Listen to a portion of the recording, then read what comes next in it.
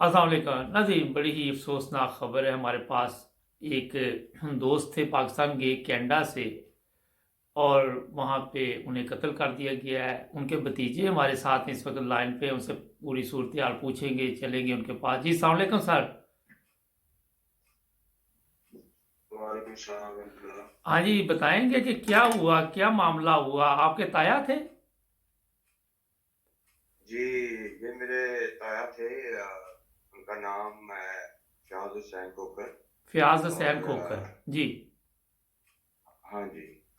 तो ये पाकिस्तान में 2 तारीख को वो एक जमीन खरीदने के सिलसिले में गए थे एक जगह पर।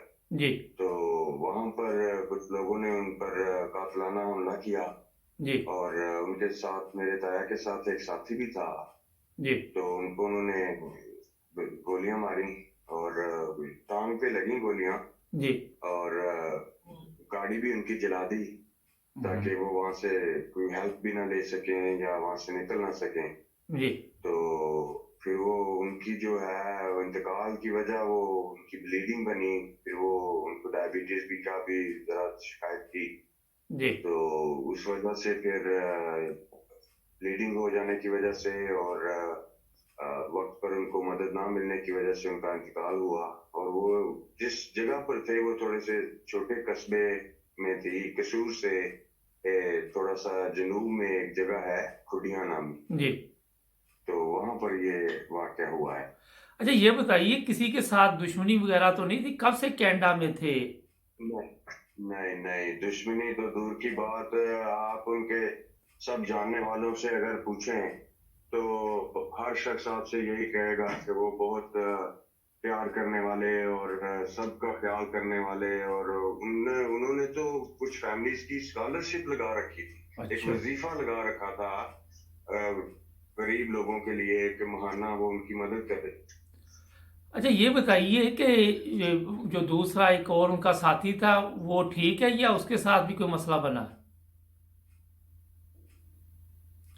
जो उनके हाँ साथ जी, थे। वो ठीक है लेकिन उसको गोली लगी है उसके भी पाँव में। अच्छा। लेकिन वो जानलेवा नहीं थी तो वो ठीक है अल्लाह के फजल से। कोई गिरफ्तारी अमल में आई पाकिस्तान में? हाँ जी, उन्होंने एक शख्स को गिरफ्तार किया है जिससे मेरे ताया की कुछ चीजें जैसा कि सेल फोन और कुछ और चीजें बरामद हुई हैं। हम्म। और एक औरत को भी उन्होंने गिरफ्तार किया है जिसकी हमें पूरी डिटेल इस वक्त मौजूद नहीं है। लेकिन ये इत्ला है कि वो उन, उनसे कोई रिश्तेदारी थी अच्छा। जिन्होंने ये हमला किया। अच्छा, तो कोई रकम वगैरह जो उनके पास थी, या वो भी छीन ली गई, या उसका क्या पता है, कुछ चला? हाँ जी, वो ये बताया जा रहा है कि उनके पास कोई 1 करोड़ रुपया भी था हम्म। कि जो उस जमीन की डील में इस्तेमाल होना था। और ये सब डील तय की गई थी। लेकिन उन्होंने शायद लूटने की गर्ज से ये सारा कुछ किया और वो रकम भी गायब है फिलहाल। अच्छा, तो और कुछ आप अपने ताया के बारे में कहना चाहेंगे? जी, मैं तो यही कहना चाहूंगा कि हमें तो ऐसा अभी तक यकीन नहीं आ रहा कि वो तो हम सबके सर पे एक छांव थे। हम्म। पूरे खानदान में क्या, खानदान से बाहर। और इतने लोग, मुझे इतने फोन कॉल्स आ रही हैं अभी तक दुनिया के डिफरेंट डिफरेंट कंट्रीज से। जी। लोगों ने मुझे फेसबुक पे सिर्फ मेरे लास्ट नेम की वजह से ढूंढ कर ये खबर की जो है सच्चाई जानने के लिए कि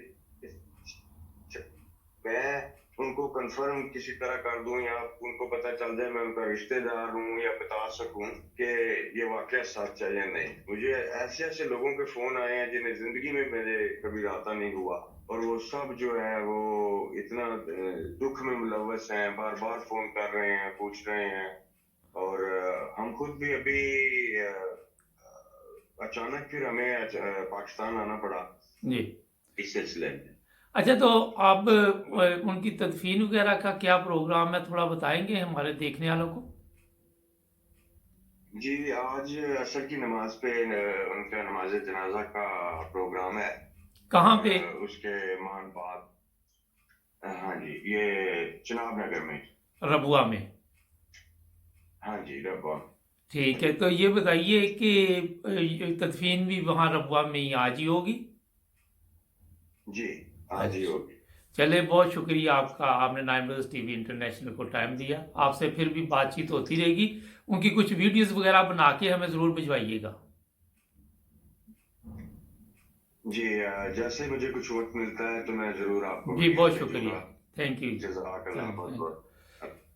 नाजरीन, फ़ियाज़ साहब एक बहुत प्यारी शख्सियत के मालिक थे। हमें कनाडा से मुख्तलिफ़ दोस्तों ने भी इतला दी थी। ये 2 दिन पहले वैसे मुझे इतला मिल चुकी थी। इत्तफ़ाक़न फिर इनके साथ रब्ता कल किसी और वजह से इन्होंने फ़ोन किया था, मगर जब बातचीत हुई तो मुझे ये पता चला कि ये उनके भतीजे हैं। इसमें थोड़ा-सा मैं आपको बताना चाहता हूँ कि ये कोई पहला वाक़या नहीं हुआ। इससे पहले भी जायदाद के मामलात में जो अहमदी पाकिस्तान जाते हैं, कभी उनको मज़हबी रंग दे दिया जाता है, कभी किसी न किसी रंग में नुकसान पहुँचाया जाता है। तो इसमें मैंने कई दफ़ा प्रोग्राम भी किए, अपने दोस्तों को बताते भी रहते हैं कि एहतियात करनी चाहिए, और जब भी ये लेन-देन का मामला हो तो इसको सीरियस लेना चाहिए। जो बाहर से लोग जाते हैं उनके ज़हन में होता है कि पाकिस्तान शायद तब्दील हो चुका है, वहाँ पे इतना बड़ा नुकसान नहीं हो सकता, मगर 1 करोड़ रुपया तो बहुत ज़्यादा है। वहाँ तो मेरा ख्याल है कि 5-10 हज़ार रुपये के लिए भी आपको कोई ना कोई नुकसान दे सकता है कोई भी बंदा ना, वहाँ पता ही नहीं चलता। तो इसलिए जब भी ऐसे काम करें, जायदाद हो, बेचनी हो, लेनी हो, तो बड़ी एहतियात किया करें और सेफ रास्ता अख्तियार किया करें। ये प्रोग्राम एक तो उनको मेरी और मेरी टीम की तरफ से बहुत अफसोस है हमें। अल्लाह ताला उन्हें जन्नत और फिरदौस में आला मकाम पे जगह अता फरमाए और घरवालों को सब्र अता फरमाए। मिलेंगे एक नए प्रोग्राम में। हमारे चैनल को सब्सक्राइब करें। अल्लाह हाफ़िज़।